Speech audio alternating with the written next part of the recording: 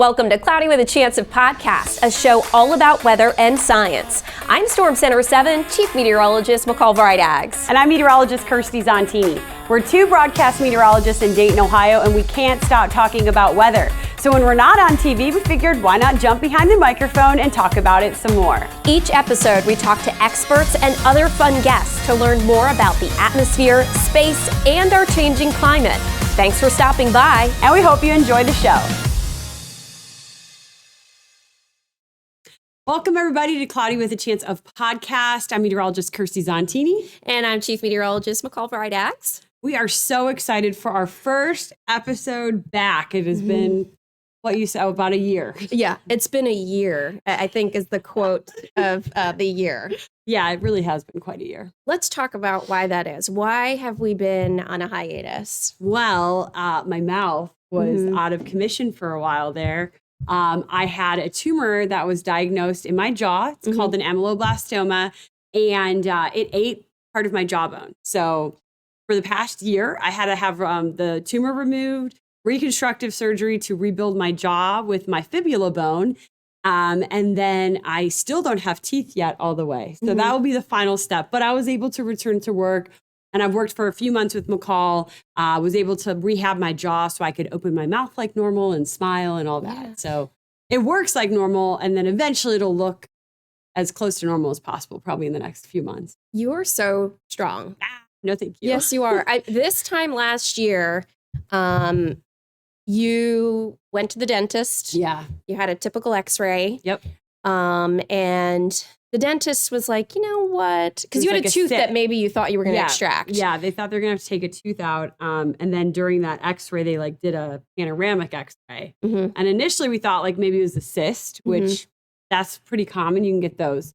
But they wanted to send me to an oral surgeon for a biopsy. And then that was when we confirmed. Yeah. So it was definitely something that caught us off guard. I mean, caught me off guard. I told McCall, I should get it done, on a weekend and be back in a week. And then it turned out to be 3 months of surgery and rehabilitation and you found this community, right? Yes. People that have been through this. And I think what's interesting is that the type of tumor that you had typically isn't someone that's found in a woman and at your age, right? Yes. So yeah, the tumor itself is pretty rare, but yeah, then to be a woman, to be in my low 30s, and then the fact that my tumor was on the top jaw, which that's right. Typically it's found in your bottom jaw.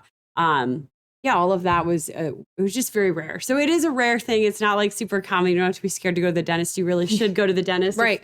If anything, it taught us about how important keeping up with your preventative services.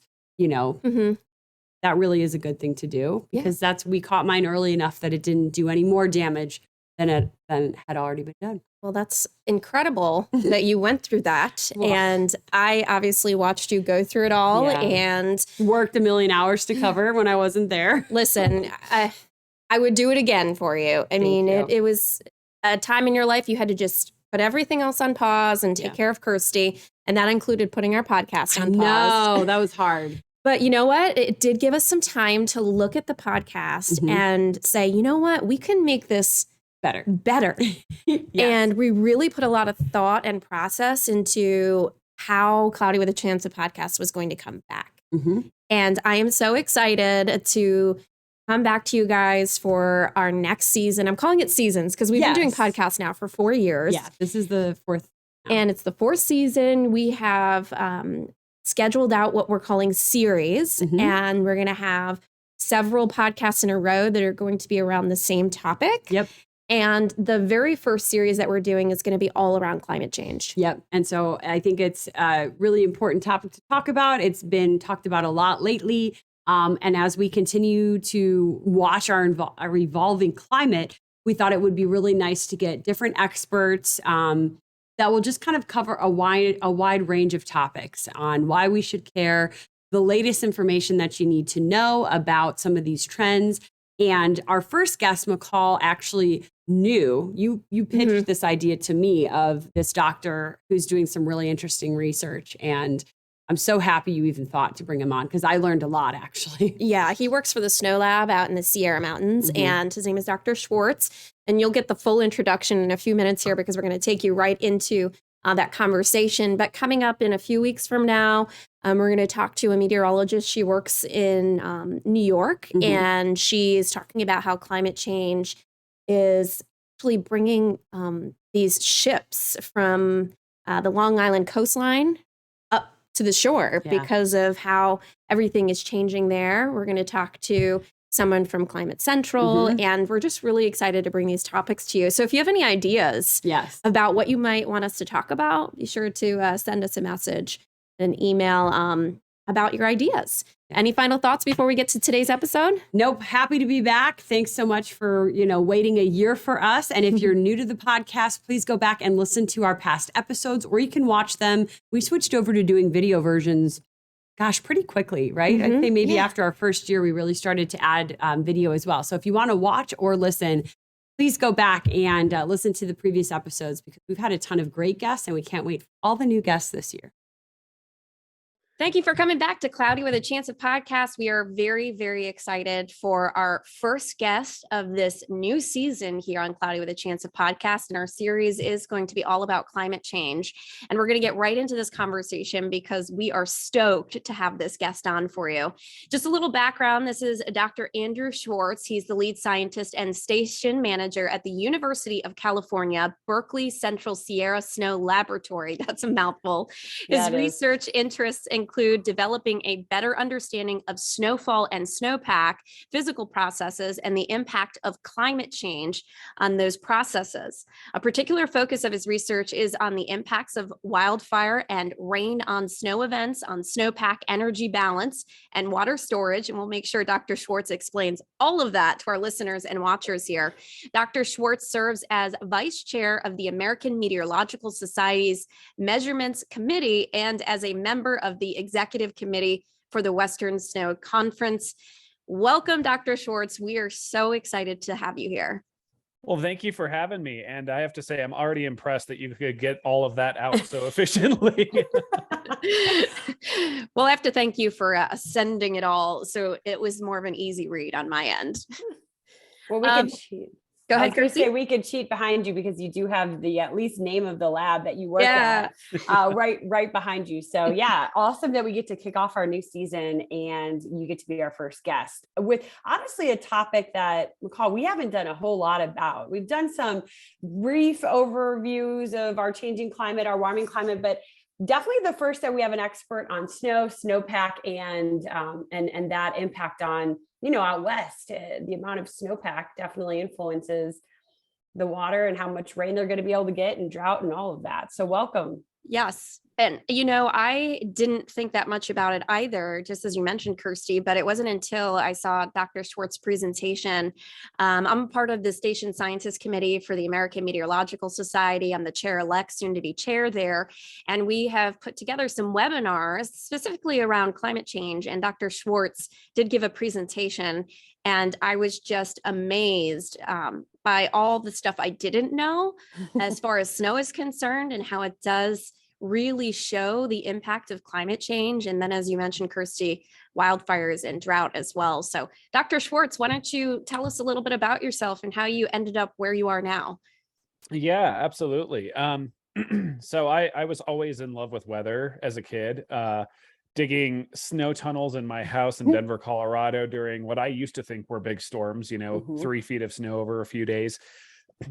But it actually took me a really long time to figure out that that's what I wanted to do for a living for some reason. I was doing odds and ends jobs out of high school, enjoying my time for the most part, but I really wanted more.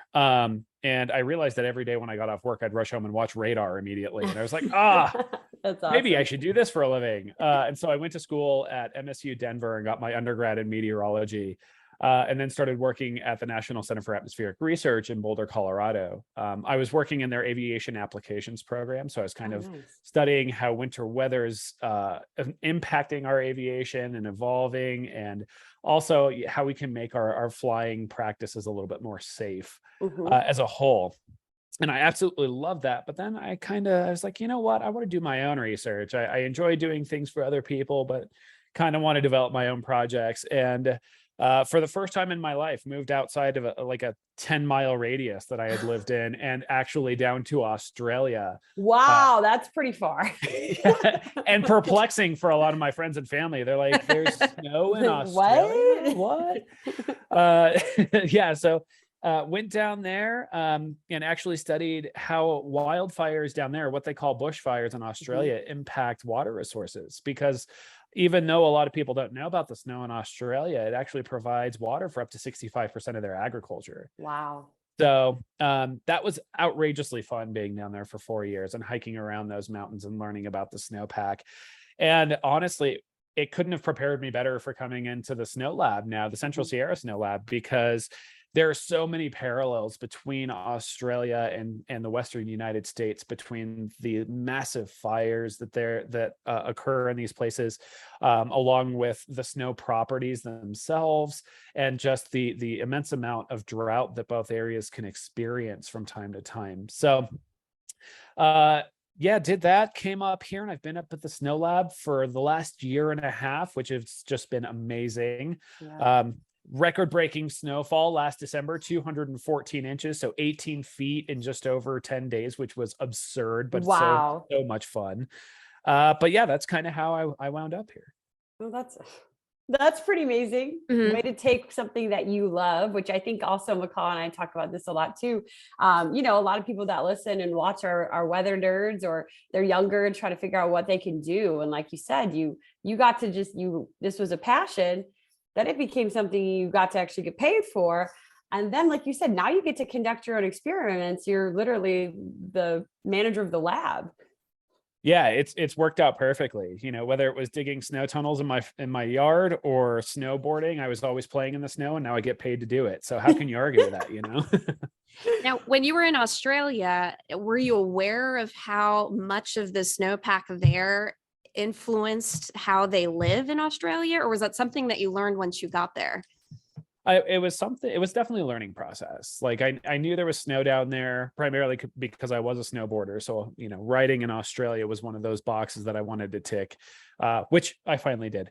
But, so I knew that there was snow down there, but I didn't know just how important it was. It feeds the Murray-Darling Basin, which is, the largest river basin in the entire country. And a lot of that starts at the headwaters in the Snowy Mountains. So it was definitely a learning experience for me to just figure out just how important that water is. Can you explain that process actually to people that might not fully understand how the snow in the mountain, we're going to go like basic water cycle kind of, but how the snow in the mountains then can help to feed the ground below? Yeah, absolutely. We love snowpack. I love snowpack because you can refer to it as either, a water tower or almost like another reservoir that you don't need infrastructure for. So it sits up on these beautiful mountain tops and sits there all winter long, kind of keeping, just storing the water that we're ultimately going to need. And then as the seasons change, we start getting into spring and summer, that slowly starts to melt and then trickle down and provide, very importantly, a constant source of water. As it melts, we talk about rain being important too, but rain's very kind of punchy. It will rain and then all of that quickly goes downstream, whereas snow allows for us to very gradually have that water that flows downstream into our reservoirs, into our homes, and ultimately provides us with that water that comes out of the faucet at the end of the day. Now, talking about rain, it just made me remember something that you discussed in the webinar. And when you have those warmer winter seasons, not only are we talking about the warmer season that helps to melt that snowpack, but when you have warm, heavy rain, when you would typically have snow, how is that impacting the snowpack? And are you seeing that as a more frequent occurrence now that our climate is continuing to warm or change? Yeah, absolutely. This is one of the areas that we're most interested in, and one of the areas that there hasn't been a lot of research traditionally done in. But we're seeing from our own data here at the lab back 75 years that already October and May have transitioned from being predominantly snowfall to rain. And we're seeing similar trends in November and in April now. And then oddly enough, it's really transitioning fast in the middle of January. So we're getting this rainfall that's really increasing across the board. And traditionally, we haven't understood what that means for the snowpack. We've had some events where it'll rain, it makes the snow slushy. It's not ideal, but it doesn't do a whole lot beyond that. But we also get these rain events where it'll fall on the snow and then we get catastrophic flooding. Reno has had several of these events where they're under feet of water because so much snow has melted from that warm rain falling on it. So right now we're trying to understand how that process occurs. What is that dividing line between, your snow's a little bit mushy, or there's a wall of water coming down the mountain at you? Wow. So how does that early snow melt translate into that drought and wildfire season? And why is it so important that we have that snowpack longer as we move out of that winter season and even early? You hit the nail on the head there. When we have this early season melt, whether it be from rain on snow or increased temperatures, it doesn't stick around for as long as we would like it to. Here in the Central Sierra, our average snowpack goes until about June 1st. And on good years, it can even last until August up here in patches. And that snow really, for one, it helps to keep the soil moist. So if additional rain does fall, it can kind of either shift off the land and into streams where it would ordinarily soak into dry soil, or it can kind of keep those plants and animals, better hydrated to avoid the catastrophe that we see in a lot of the ecological systems right now with the extended drought. Because once that snow goes, that's basically the end of precipitation for us up here. Winter is our big precipitation season. So that means that if it disappears in April or May, that's an extra 1 to 2 months of all those big fuels drying out that'll prime them for massive fires that we see every year now. So we want that snowpack to really stick around as long as it can. What is, I guess, I'm assuming it's a lot of observations that you take, but can you explain a little bit of the process of how you're starting to gather, or like you said, trying to figure out, like, is there a magic number, or, what is something that you're doing at the lab, if you are allowed to explain? Yeah, absolutely. We have all kinds of different projects going on. In fact, as I speak right now, we have a brand new platform that's being installed for 25 new instruments that are going in. But we collaborate with a bunch of different partners, the National Weather Service, the California Department of Water Resources, various universities. And for instance, the rain on snow testing that we're doing and experimentation that we're doing has a number of thermometers in the snowpack to look at how the temperature of the snow responds to rain falling on it, and if there's a tipping point one way or another there. I actually go out every time it snows in the morning at 8 a.m. and take a measurement of the brand new snowfall. That's awesome. There's a snow board, which is not a snowboard in the traditional sense, but a piece of plywood with a pole on it that I go out to and stick a ruler into the snow. And then I also weigh that snow to figure out how much water content it has. Because snow, depending on the temperature of when it falls, can either be very dense and heavy or very light and fluffy. And the dense, heavy stuff is the really water-laden stuff that we like. So that's going on. We have actually a whole new suite of instrumentation that we're using to develop new technologies. This is kind of a weird way to say it, but this new instrumentation is being tested for its ability to accurately measure precipitation, so our rain and snow, but also the weight of the snow once it's on the ground. So we really want to understand the weight of the snow that's on the ground, because that's the stuff that's available for melt, and that's how we can manage that water. Because we know, if we know how much is up there, we know how much we have to deal with ahead of time and can adjust our water flows as such. Now, weather science, there always seems to be this cycle or cyclical effect, and kind of going back and making full circle what we were talking about earlier, the rains, melting the snow a little bit earlier, getting into wildfire and drought season. And then just to bring back up your webinar that you had, you talked a bit about the difference of a snowpack on a deeply forested mountain compared to a mountain that was impacted by wildfire, and then you have all the dead trees. Can you explain the significance and the difference between the two, and how the more wildfires we have, the worse it is for our snowpack? Yeah, absolutely.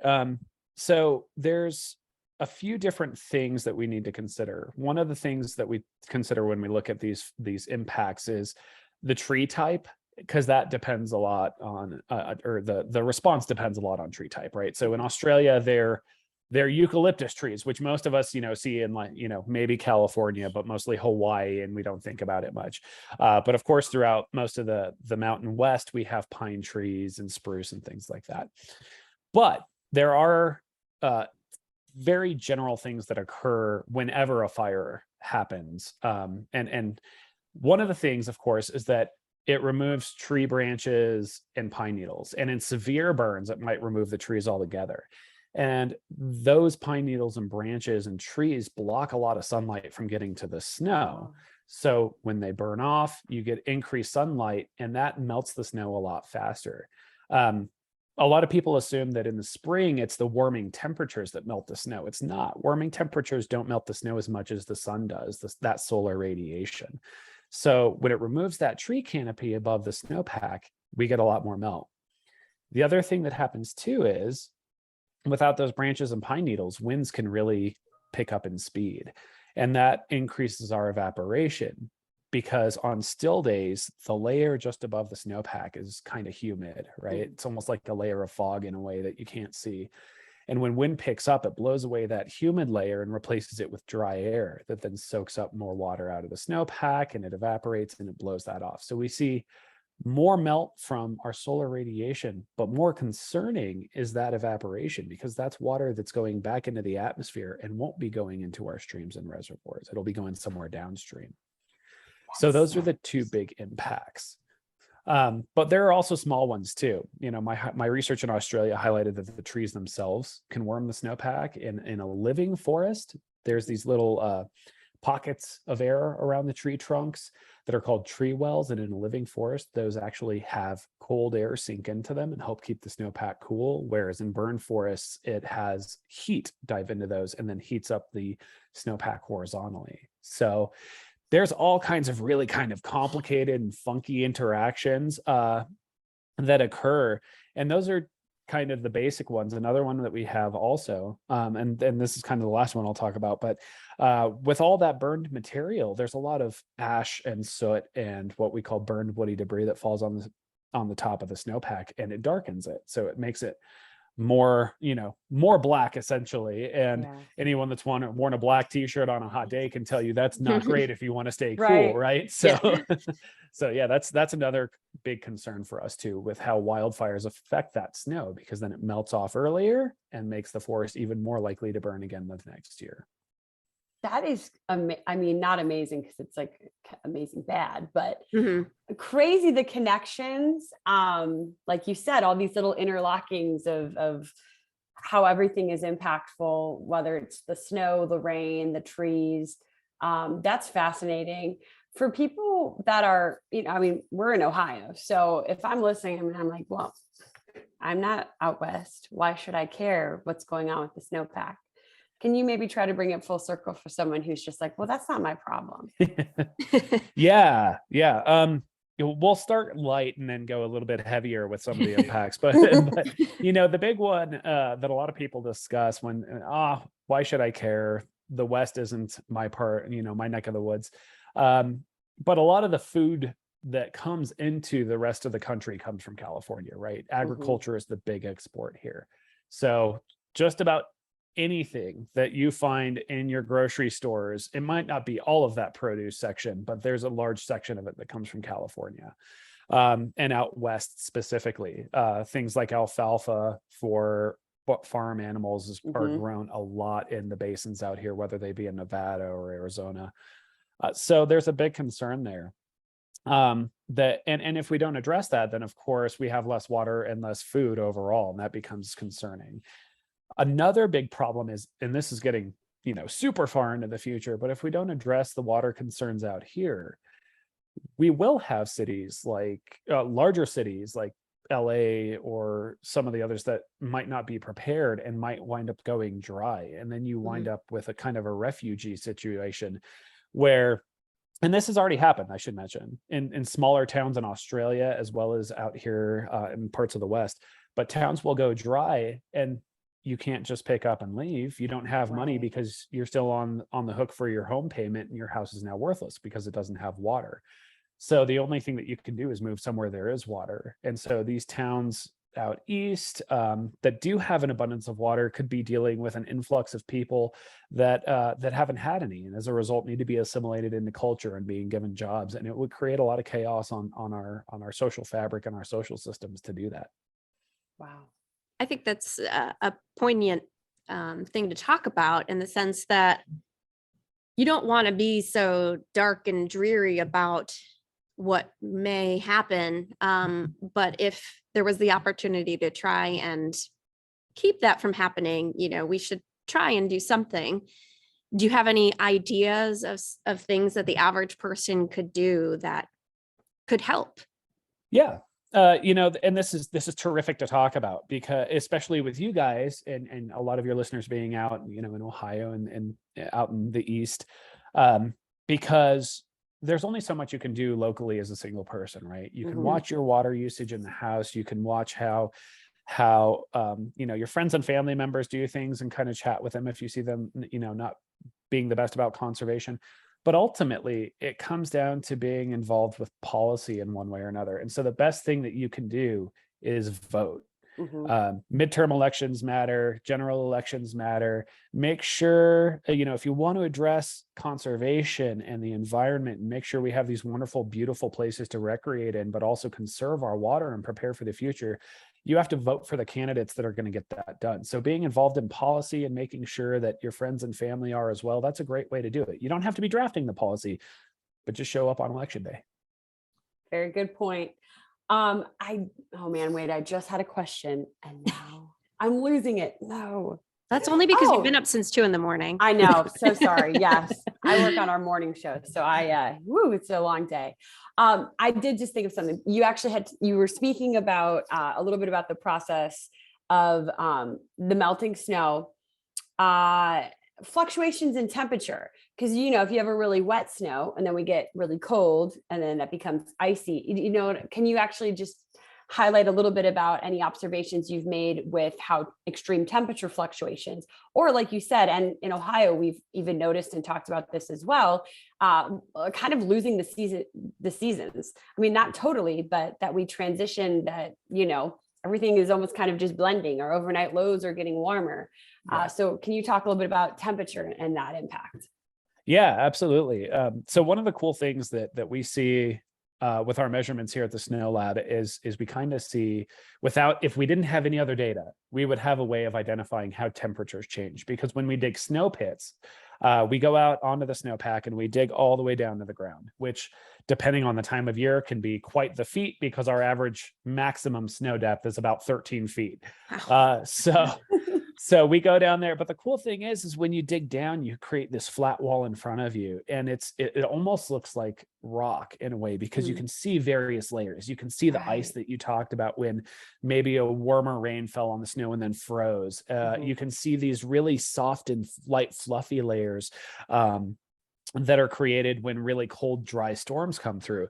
So it's what we call snowpack stratigraphy, and it tells the story of the entire season, which is so cool. And if you've ever watched a ski movie or heard about avalanche training, they do the same thing, not to the same level that we do, but they go out and dig into the snowpack and do these snow pits to look for weak layers that could create avalanches. So that's one way that we look at things overall out here in terms of temperature fluctuations and things like that. But when it comes to blending together, last year we had that record-breaking December, and then middle of January through basically March we had almost no snow, and that's supposed to be our deepest time of year. And in fact, we ended up having spring temperatures during that period and only really got 1 or 2 short periods where we had winter temperatures again. So those lines between the distinct seasons are definitely blurring. We're getting warm temperatures in the winter, abnormally warm temperatures, I should say, record-breaking warm temperatures. And that's affecting our snowpack, changing the stratigraphy that I was just talking about.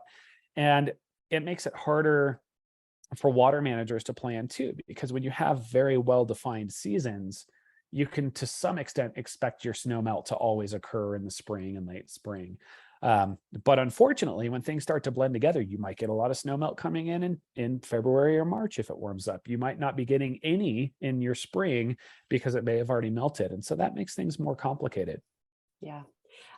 This might not be your area that you know the answer for, but water management. Can you talk a little bit about that? Because I think we often just forget that it is a plan, and municipalities have to plan out, like you said. Could you explain that, especially because we're just here in Ohio, so I don't think that we even really ever think about that. At least I don't. Probably should. Yeah, it's kind of I know it on the fringe, and I know most of their tools and things like that, but I won't go into crazy depth. A lot of water management comes down to, for one, you don't want any disasters, right? The major thing as a water manager, you have the potential to really do a lot of harm, because if you have a dam that only holds so much capacity and you have a big storm that comes in after it, it could either flood the dam or, in a worst case scenario, destroy the dam and cause a lot of fatalities below it. Yeah. So a lot of water decision making comes from, one, wanting to make sure there's enough room in the water storage system for incoming water so that we can avoid any type of catastrophe. But you also have to balance that with making sure that there is enough water to continue throughout the year, for each of your residents, for agriculture, and for all these various purposes. So oftentimes the way it works is water managers will let a lot of water trickle out of the dams through summer into fall, and then the early winter, as you start to get snow and rain, at least around the Western US, it kind of starts up around that September, October mark. So they tend to start keeping those reservoirs emptying up to that point, and then keep them at a low level throughout the winter to make sure that there's ample room for a lot of water coming in the spring. Now, that's on an average year. Of course, we've been in drought, so oftentimes now it's any water coming in is just kept. But there is a caveat to that. You can't keep all the water, because then you won't have water for agriculture. Right. Can't keep all the water, or you'll kill off ecosystems. So there's a very, very tight line that a lot of these water managers kind of have to walk on. And one way or the other could spell disaster. And it's not a job I envy, let me put it that way. Because they have all these technological and scientific tools that they're using to try to create the perfect forecast, when in all reality, it's really almost an impossibility to do. So yeah, they do an amazing job with everything that they can, but I don't envy them by any means. Not a job you want. No. Too much responsibility. Let me play in my snow. We have just a few minutes left here, but I was just wondering if you have any exciting projects that are coming up that maybe you want to tell our listeners and watchers about. Yeah, absolutely. So the big one, I kind of mentioned it earlier. We have a brand new instrumentation platform that is replacing 2 pieces of 60-year-old infrastructure. And we're putting 25 new sensors on those towers, and all that data will be available for anybody that wants to see it. And the cool thing that, in my opinion, it's going to have a 360-degree live camera. So if you're like, I like that. So neat. Yes. Watch the snowfall with me. Yes. So that's going to be happening in the next few months. Hopefully we get it in before winter. If not a big deal.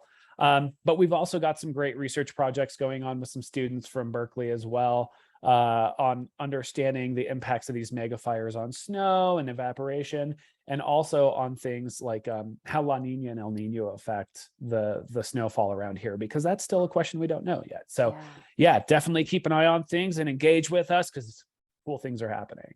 That's amazing. How can people go ahead, Kirstie. How can we follow you? Do you guys have social media, or a website that people can tune in and learn more? Yeah, absolutely. So the big one would be our website. If you're looking for data and things like that, you can go to cssl.berkeley, which is berkeley.edu. And that's got current data from snowfall and temperature and all that good stuff. It also has our old historical data and a little bit about the lab. But we tend to post a ton on Twitter. So on Twitter, we're at UCB_CSSL. And we just go to town on there. If I'm excited about snowfall, you will see it on there. Trust me. So yeah, those are the two main ways to kind of follow us and engage. And we're always happy, you know, if you reach out and email or do anything like that, or PM on social media, always happy to answer questions too. That was fascinating. I know. We could talk to him forever. I know. We ran out of time because you can't stay forever. I know. He had lots of things to do, lots of experiments that he had to catch up on. We're really excited that we got the chance to talk to Dr. Schwartz. We really do hope that he's going to come back and perhaps be a guest later on in the year. As you heard in that, we are hoping maybe after the winter season. Yeah, I think it'd be really great to touch back with him. And of course, we are always open to episode suggestions that you may have for us, or if you know someone in any of the science-related fields that you think would be great to come join us on the podcast. They don't have to live in Ohio. Yeah. As you can see, he was in the Sierra Nevada, mountains up with all the snow, and we were able to talk to him via Zoom. So don't be shy. We have a new Instagram account. That was also new this year. Cloudy with a Chance of Podcast. Search that on Instagram. You'll find us, and we'll make sure that we add little snippets of the episodes, and definitely would be great if you could follow us there. And we also have a YouTube account. That's where these video versions are going to live. So if you're listening to the podcast and you want to see visually who we're talking to, be sure to go over to YouTube, search Cloudy with a Chance of Podcast. And you can find our past episodes there as well. Exciting news, we're also on Spotify now. Yep. So you can listen to our podcast on Spotify, anywhere that you listen to your podcast. It could be the Apple Podcasts, perhaps Stitcher, Google Play. There's plenty of ways that you guys can check out really any of our past episodes over the last few years. Yep. If you have an idea, don't forget to email us, whiowx@gmail.com. And send us any suggestions, or if you have any comments, we'd love to hear from you there. Thanks for joining us this week. We will see you on our next episode.